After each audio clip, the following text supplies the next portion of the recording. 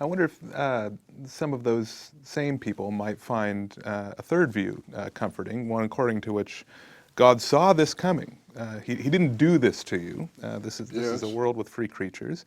He saw it coming. He knew that it was going to happen to you, and He's arranged things in such a way that this will come out for your good. So this is a view that allows God to have perfect knowledge of the future, but Mm-hmm. doesn't require that God did these things to you. So I'm thinking of people who Yeah, worry yeah. about open theism sometimes get this picture of a nail-biting God. He's up there, you pray to God, would you please do this? And on one picture, God either says yes or no, depending on what's best for you.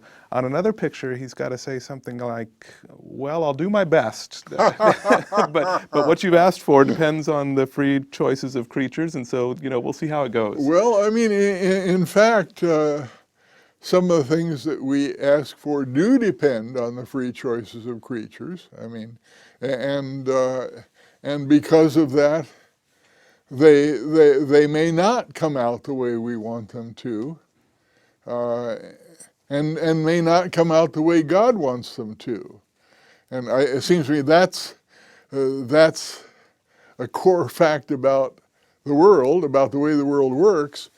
And if you have a theory that says that can't be the case, I think you're going to get into a lot of other problems. Okay, but and of course there's the basic argument, which, as you know, can be much elaborated, and we don't want to go into all that. But if in fact it's at this point indefinite, undetermined, how the future will be in certain respects, then it would be contradictory to say that God definitely knows that it will be in one way rather than the other. I mean, that's a core issue.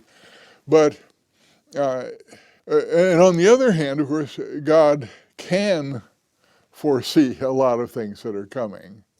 Or let's say in some cases He can foresee things as very, very likely to happen long before it might even occur to us. So, we're not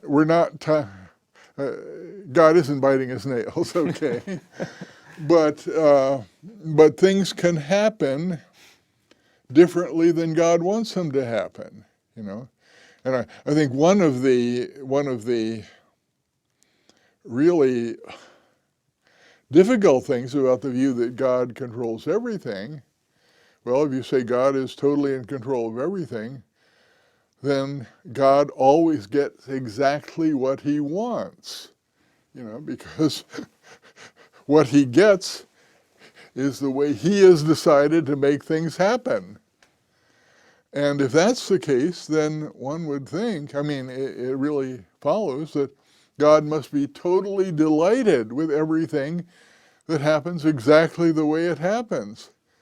Well, I don't want to believe in a God who is totally delighted with everything that happens, and I think a view like that is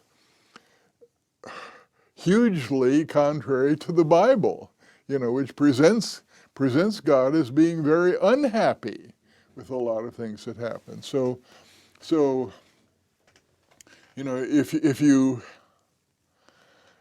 you want a view where God is totally in control of everything, watch out for what you're asking. If you have a view like that, it has some pretty dire consequences, in my opinion.